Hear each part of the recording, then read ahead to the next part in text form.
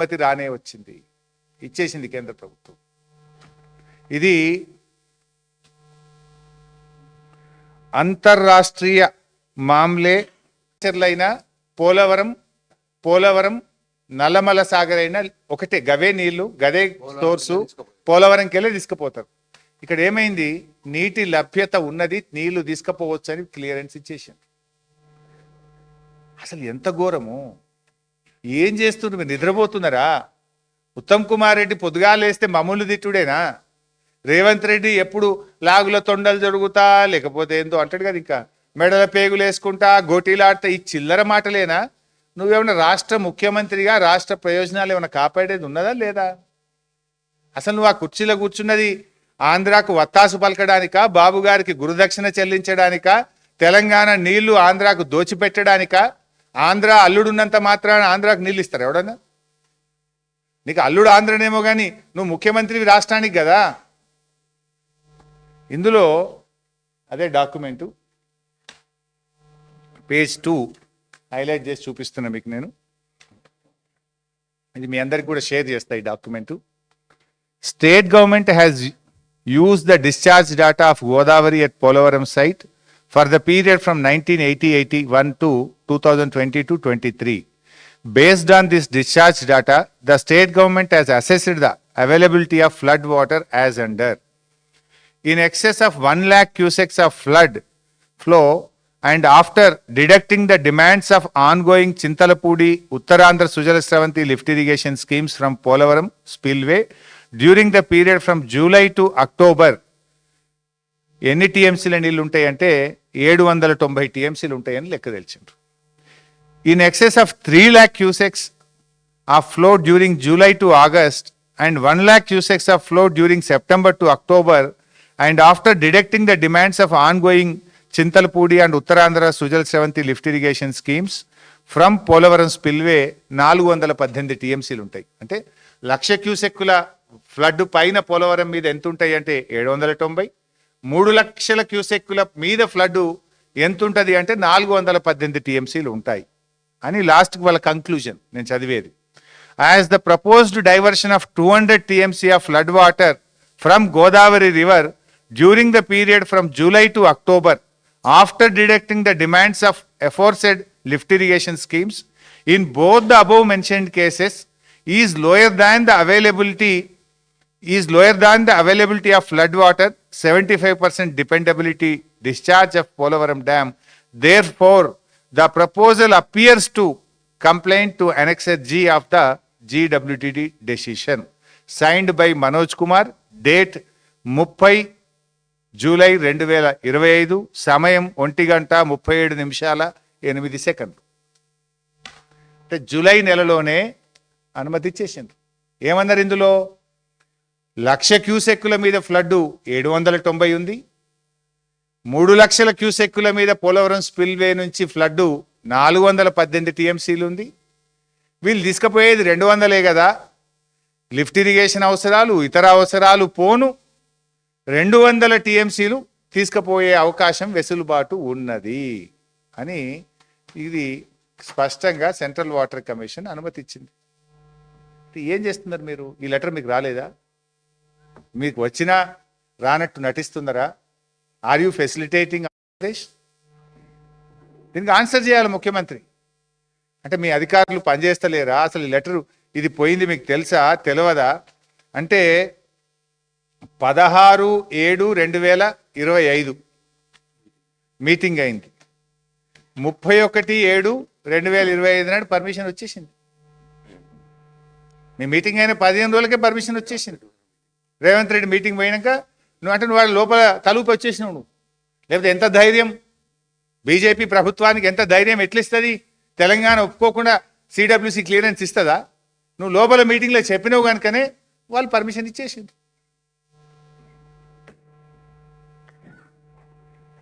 ఇలా దీని మీద మీరు ఏం చేస్తారు చెప్పండి. ఇప్పుడు ఆనాడు వడ్లు కొనకపోతే కేసీఆర్ గారు ఒక ముఖ్యమంత్రిగా రాష్ట్ర క్యాబినెట్ను ఎమ్మెల్యేలను తీసుకుపోయి ఢిల్లీలో ధర్నా చేసినాం మేము. ఇలా తెలంగాణ నీటి ప్రయోజనాలు కాలరాస్తుంటే, తెలంగాణ నీళ్ల దోపిడికి పాల్పడుతుంటే నువ్వు ఒక తెలంగాణ ద్రోహికి, ఆంధ్ర దాసుడికి, ఆదిత్యనాథ్ దాస్కు కమిటీ వేసి దాన్ని ఫెసిలిటేట్ చేస్తావు, అనుమతులు వస్తుంటే కుంభకర్ణుల్లాగా నిద్రపోతుంటావు, ఇంకా మళ్ళీ చిల్లర మాటలు మాట్లాడుతుంటావు. నువ్వు రాష్ట్రానికి ఇవాళ పాలించే అధికారం నీకు అవకాశం ఇచ్చిండ్రు, ఒక్కొక్క చుక్కను కాపాడాల నీకు. కేసీఆర్ గారేమో గోదావరిలో పోరాటం చేసి ఇవాళ 940 టీఎంసీలకు అనుమతులు సాధించినాం మేము. కృష్ణాలో సెక్షన్ 3 మీద పోరాడి సుప్రీంకోర్టుకు పోయి సెక్షన్ 3ని సాధించి నీళ్ళ వాటా సాధించడానికి మార్గం మేము సాధించినాం. నువ్వేమో మన నీళ్లు ఆంధ్రాకు ధారాదత్తం చేయడానికి మార్గం చూపిస్తా ఉన్నావు. నువ్వు ఇంత ఓపెన్గా దొరికిపోయినావు, నువ్వు నగ్నంగా దొరికిపోయినావు ఇవాళ తెలంగాణ ప్రజలకు. మీటింగ్ పోనన్నావు, పోయినావు, సంతకం పెట్టా అన్నావు, పెట్టినావు, ఎజెండాలో లేదన్నావు, ఎజెండా బయటపడ్డది, ఎజెండా కాపీ బయటపడ్డది, ఆంధ్రప్రదేశ్ మంత్రి కుండబద్దలు కొట్టినట్టు చెప్పిండు. కమిటీ వేస్తే వేయనన్నావు, ఇవాళ కమిటీ వేసినావు, ఆ కమిటీకి ఆంధ్ర దాసుడిని చైర్మన్గా పెట్టినావు. ఇవాళ అంతకు మించి దుర్మార్గం ఏంటంటే ఆల్రెడీ అనుమతులు స్టార్ట్ అయిపోయి 200 టీఎంసీలకు సెంట్రల్ వాటర్ కమిషన్ క్లియరెన్సే ఇచ్చేసింది. నువ్వు నిద్రపోతున్నావా? ఇచ్చి కూడా ఎన్ని రోజులే? 5 నెలలు అయింది. 5 నెలలు, ఇవాళకి కరెక్ట్గా 5 నెలలు. 5 నెలల కిందనే సెంట్రల్ వాటర్ కమిషన్ నుంచి క్లియరెన్స్లు వస్తుంటే నువ్వు ఏం చేస్తున్నావో అని నేను అడుగుతావు. నువ్వు జలద్రోహి కాదా? ఆనాడు తెలంగాణ ఉద్యమద్రోహివి, ఈనాడు తెలంగాణ జలద్రోహి రేవంత్ రెడ్డి అని చెప్పి నేను ఆరోపిస్తా ఉన్నా. ఇది చాలా దుర్మార్గం. అందుకే ఆవేదనతో మాట్లాడుతున్నాం. రాష్ట్రం సాధించిన వాళ్ళం, కేసీఆర్ నాయకత్వంలో పోరాటం చేసిన వాళ్ళం, ఈ రాష్ట్ర హక్కుల కోసం తపన పడే వాళ్ళం కనుకనే మేము మాట్లాడుతున్నాం. అసలు గోదావరి బనకచెర్ల మీద అడుగడుగున తట్టి లేపిందే మేము మిమ్మల్ని. నువ్వు నిద్రపోతుంటే ఈ ప్రాజెక్టు రూపకల్పన జరుగుతుంది బిడ్డ జాగ్రత్త అని ఎప్పటికప్పుడు నిద్ర లేపిందే మేము. ఇప్పుడు కూడా నిద్ర లేపుతున్నాం.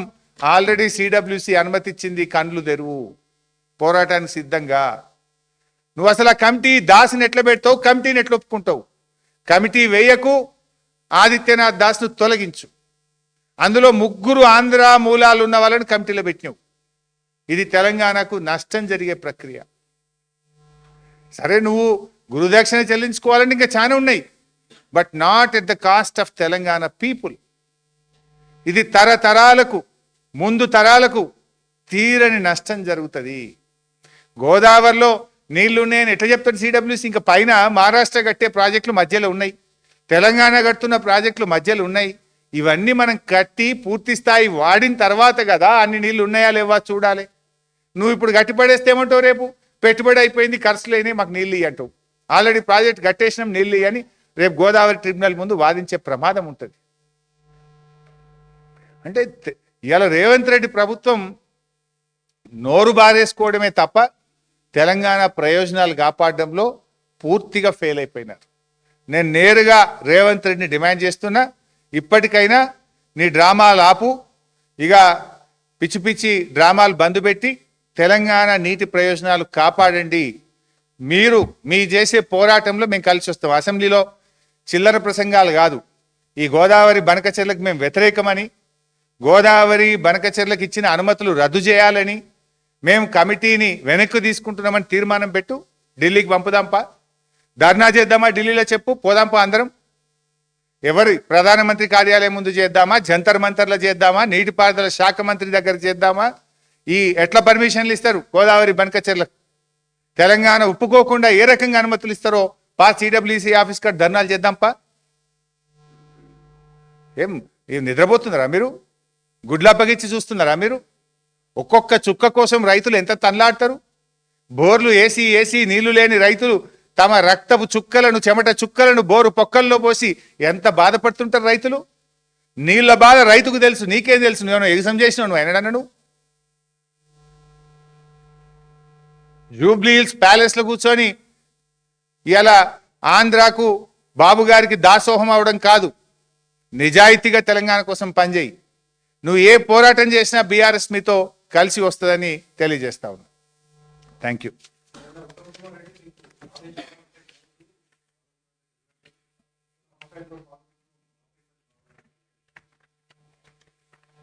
పాలమూరుపై పగబట్టిందే రేవంత్ రెడ్డి. కాళేశ్వరంపై కక్షగట్టిండు, పాలమూరు మీద పగబట్టిండు రేవంత్ రెడ్డి. పాలమూరు మీద మేము 7 అనుమతులు తెచ్చినాం. నువ్వు వచ్చిన తర్వాత డిపిఆర్ వాపస్ వచ్చింది. మేమేమో 37,000 కోట్లు ఖర్చు పెట్టినాం. 27,000 కోట్లు ఖర్చు పెట్టినాం. 27,000 ఎకరాల భూమి సేకరించినాం. 7 అనుమతులు తెచ్చినాం. రేవంత్ రెడ్డి ఏం చేసినావు? డిపిఆర్ వాపస్ వచ్చింది. నువ్వు పాలమూరు మీద పగబట్టినావు, కాళేశ్వరం మీద కక్ష కట్టినావు. నీళ్లు తెచ్చుకునే అవకాశం ఉండగా, చిన్నపాటి మరమ్మతు చేసే అవకాశం చేయకుండా పంట కాలువలకు 400-500 కోట్లు ఇస్తే 2-3 లక్షల ఎకరాలు పడుతుంది కాళేశ్వరంలో. 400-500 కోట్లు కూడా ఇవ్వకుండా కాళేశ్వరం మీద కక్ష కట్టింది రేవంత్ రెడ్డి. ఇంకా ఉల్టా మాట్లాడుతుండు. ముల్లుగారే కాదు, బల్లెం బట్టి పొడిచినాం. నిద్రపోతుండే గవర్నమెంట్ కనీసం బనకచెర్ల మీద స్పందించకపోతే బీఆర్ఎస్ పార్టీ బల్లెం బట్టి పొడిస్తే కానీ నిద్రలేవలేదు ఈ కాంగ్రెస్ ప్రభుత్వం.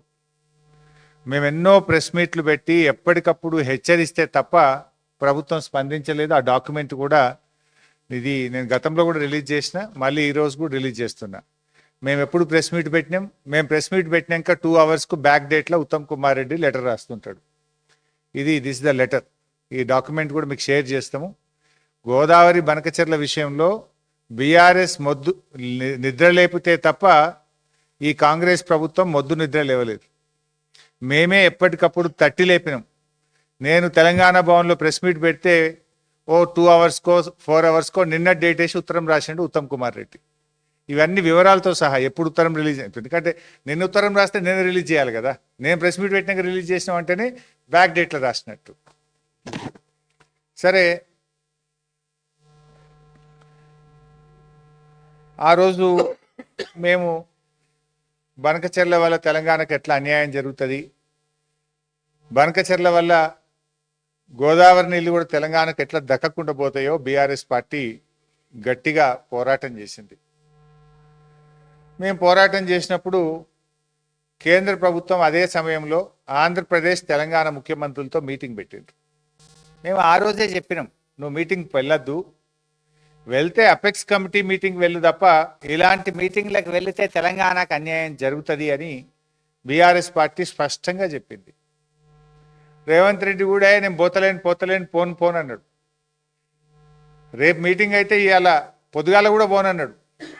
కానీ ఈ లోపల ఏమైందో, పొద్దుకి విమానం ఎక్కిండు, పోను అనుకుంటేనే తెల్లారిపోయి